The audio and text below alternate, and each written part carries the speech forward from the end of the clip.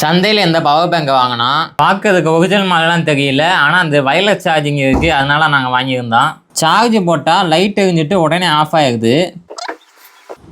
நம்ம உள்ளே கழட்டியே பார்த்துக்குவோம். பேட்டரி ரொம்ப ஊற்றிடுச்சு, அதனால தான் எடுக்கல போல். நம்ம பேட்டரிக்கு தான் மாற்றி ஆகணும். போர்டு நல்லா இருக்கான்னு ஒரு வாட்டி செக் பண்ணிக்குவோம். என்னதுடா டிங் டிங் டிங்.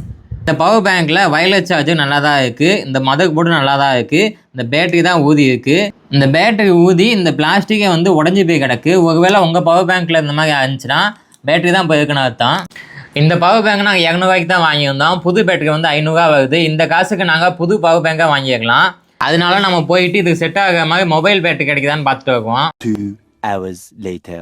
இதுக்குள்ளே கரெக்டாக போகிற மாதிரி ஒரு 3 பேட்டரி வாங்கிட்டு வந்திருக்கோம். இதை நம்ம போட்டு பார்ப்போம். இந்த மாதிரி ஒரு பேட்டரி மட்டும் வச்சு போட்டோம்னா நல்லா ஸ்லிம்மாக அழகாக இருக்குது. ஆனால் இது 2800 mAh தான், பாதி கூட சார்ஜ் ஆகாது. இப்போ இந்த 3 பேட்டரியில் நம்ம சார்ஜ் இருக்கான்னு செக் பண்ணிக்குவோம். இருக்கா? இது ரெண்டும் செலக்டட், இது ரிஜெக்டட். இந்த 2 பேட்டரியில் என்ன ஒரு நல்ல விஷயம்னா ரெண்டுமே 2600 mAh. ஃபஸ்ட்டு இதுக்குள்ளே இருக்க பிஎம்எஸ் ஃபுல்லாக நம்ம கழட்டி எடுத்துக்கணும்.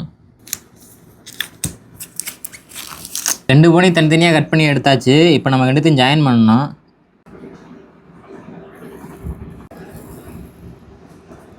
இதில் வந்து ஒரு பேட்டரி 2500 mAh தான். இப்போ 2த்தையும் சேர்த்து நம்மளுக்கு 5000 mAh இருக்குது.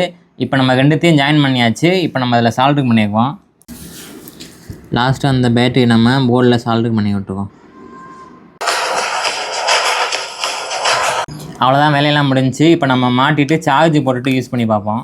இப்போ எல்லாம் ரெடி பண்ணியாச்சு. இப்போ நம்ம சார்ஜ் போட்டு பார்ப்போம்.